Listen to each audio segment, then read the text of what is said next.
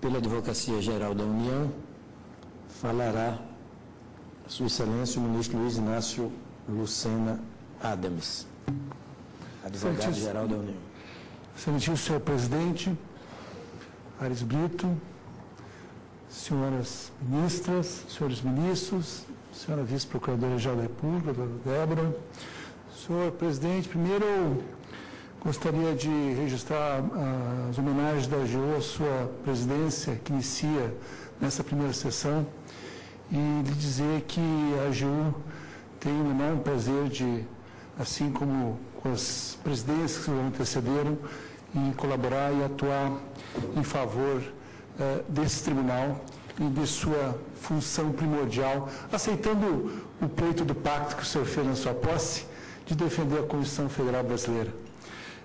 Presidente, senhor relator, eu venho aqui, em nome da Advocacia Geral, defender esse tema que, de novo, retoma, já iniciar a discussão dos quilombolas na última sessão, mas retoma aqui a discussão racial no Brasil. É dado para nós que a nossa legislação e a nossa Constituição, primordialmente, tem buscado retirar da nossa realidade brasileira todos os elementos de discriminação que têm sido presentes na nossa história. Ela está presente no artigo 1º, do inciso 3º, no artigo 3º, inciso 1, 3 e 4, e no artigo 170, quando defende a dignidade humana, quando defende o combate à discriminação e quando busca reafirmar essa integralidade brasileira em todas as suas matizes e diferenças. Ela, ao mesmo tempo, protege e defende a cultura negra.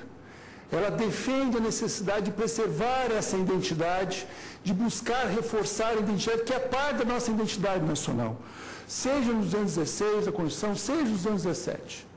Mas, ao mesmo tempo, o Brasil, desde 68, já incorporava a necessidade de combater a discriminação. Quando nós ratificamos a Convenção Internacional sobre a Eliminação de todas as formas de discriminação racial, cuja cláusula segunda já dizia e já apoiava a adoção de medidas especiais com o objetivo e princípio de assegurar de forma conveniente o progresso de certos grupos sociais e étnicos, ou de indivíduos que necessitem a proteção para poderem gozar e exercitar os direitos humanos e as liberdades fundamentais. O Brasil, sempre do ponto de vista institucional, participou desse compromisso, mas na sua implementação nunca realizou, nunca efetivou esse combate dessa discriminação. E a discriminação aqui não é uma discriminação biológica. Há uma confusão que essa corte já superou ao dizer que discriminação e racismo não é um conceito biológico. Quando nós referimos ao conceito biológico para identificar o racismo, lembra aquela discussão do século XX que procurava identificar o criminoso pelo tamanho do seu cérebro, pelas dimensões do seu cérebro. A questão racismo é uma questão eminentemente cultural. Não é por menos que nos Estados Unidos, hoje o racismo não é essencialmente contra o negro, o racismo hoje é contra o hispânico. É contra aquele que vive em condições que migraram dos Estados Unidos, os mexicanos, os centro-americanos que migram dos Estados Unidos e vivem em condições subhumanas de ilegalidade. Então, essa é a realidade de racismo, que é uma realidade cultural, que é uma realidade que aparece no Brasil, como foi bem dito anteriormente, como um fenótipo, como uma imagem, uma percepção que está presente na sociedade, e por isso é tão difícil combatê-la. Porque ela não está presente em instrumentos formais, ela está presente exatamente na reprodução cultural, na forma como esse país se estabelece. E é por isso que o governo Lula e já o governo do presidente Dilma adotaram no Brasil a necessidade de o Estado brasileiro estar vocacionado para essa função, com uma secretaria que busca integrar as diversas culturas raciais do Brasil, da Secretaria de Relações de Igualdade Racial. Não é uma secretaria de racismo, como vem aqui defender de maneira muito assodada e muito equivocada é uma secretaria que vem defender a igualdade, a integração de todos os brasileiros, não negando a diferença, mas reconhecendo a diferença. E a partir do reconhecimento dessa diferença, reafirmando os níveis materiais, objetivos que têm que permitir a integração na sociedade. E essa integração passa por adoção no Brasil de políticas como essa política afirmativa, que está presente não apenas na Constituição. O Congresso Nacional vem adotando isso, seja na Lei 10.172 de 2001, na Lei 10.558 de 2002, na Lei 12.288 de 2010, o Estatuto da Igualdade Racial. O nosso legislador vem reconhecendo essa realidade. E ele responde uma questão, que é a questão que essa Corte deve responder hoje. Existe ou não racismo no Brasil? E se essa realidade de racismo provoca desigualdade social? Se ela reproduz desigualdade racial? E essa realidade se faz presente nos números e nas realidades estatísticas que nosso IBGE e outros institutos têm apurado. Assim é que, por exemplo, 50% da nossa população compõe sim de negros e pardos. Ao mesmo tempo, do ponto de vista social, se considerarmos 10% mais pobres, que são aqueles que ganham até R$70, que estão nos miseráveis, na realidade, vamos ver que 11,5 milhões de brasileiros negros e pardos compõem essa realidade, enquanto apenas 4 milhões de brancos compõem essa faixa social. Para cada 2,7 pessoas brasileiras, negras e pardas, nós temos um branco que estão na condição miserável. Ao contrário, se nós considerarmos os mais ricos, 1% mais ricos, 8% de pessoas pardas e 1,1% de pessoas negras contra 88,4% de pessoas brancas. Então, sim, existe uma realidade social que reproduz e vem reproduzindo uma realidade de discriminação. Não é uma realidade sonhada.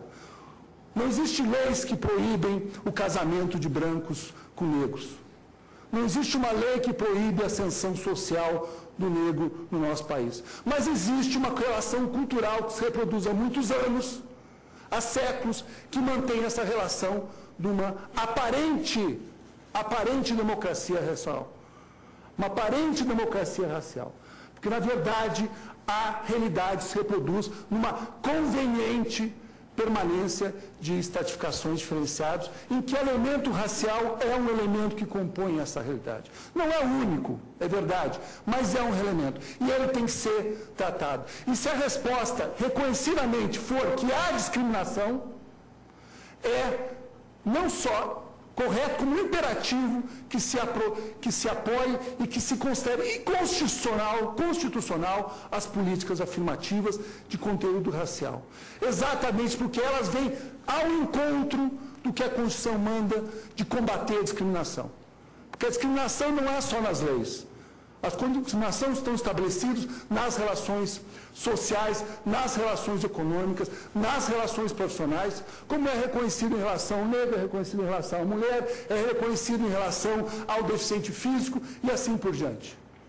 Por isso que o Brasil, se quiser se tornar um Brasil de fato integrado, um Brasil que se considere como um país de primeiro mundo, no sentido não nortista, mas no sentido de um país líder, de exemplo para o resto do mundo, como um país que reconhece, valoriza o seu povo, ele precisa, é essencial que ele resgate, recupere e enfrente esses desafios. E ao enfrentá-lo, resgate e reafirme uma maior realidade de respeito pela multiculturalidade que o Brasil possui. É nisso que consiste, fundamentalmente, a grande, que eu cito aqui, me parece frase do Boaventura de Souza Santos, quando diz que temos o direito de ser iguais, quando a nossa diferença nos inferioriza. E temos o direito de ser diferentes quando a nossa igualdade descaracteriza. Daí a necessidade de uma igualdade que reconheça as diferenças e de uma diferença que produza, alimente, e de uma maneira que não reproduza, alimente ou reproduza desigualdades. Ou seja, nós precisamos reafirmar institucionalmente políticas que enfrentem essa realidade. Não uma suposta pacificação que corresponde àquele carvão que está coberto cinza, que ninguém vê que está aceso, que todos acham que está apagado, mas que permanece queimando. E que um dia, evidentemente, se torna uma grande fogueira. É exatamente porque nós precisamos abrir e ver onde estão essas situações de discriminação, essas situações de desfavorecimento de brasileiros e brasileiras, de todos os brasileiros. Sem exceção, é que nós devemos, de fato, apoiar, sustentar, indo ao encontro do nosso ditame constitucional para prevalecer políticas afirmativas como as universidades vêm adotando. E vêm adotando de maneira eficaz.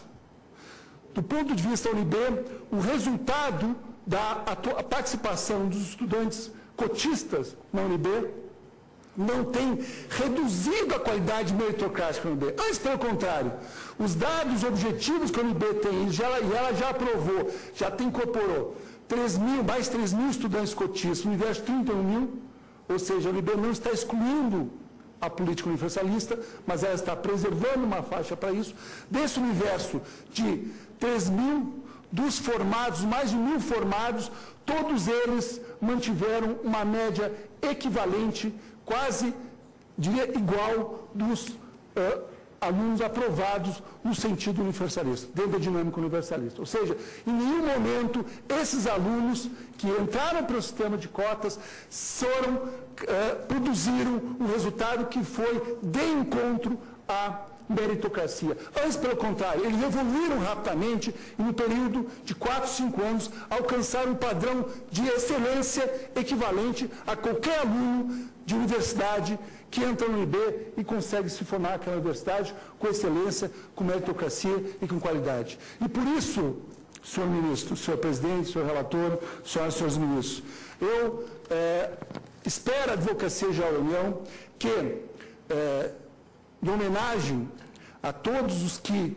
lutam contra a discriminação, e particularmente faço homenagem na pessoa da ministra Luísa Barros, aqui presente, que chefia a Secretaria da Igualdade Racial, que essa corte venha a declarar improcedente, improcedente a ação direta, a ação de cumprimento do preceito fundamental para reafirmar as políticas afirmativas adotadas pela UNB.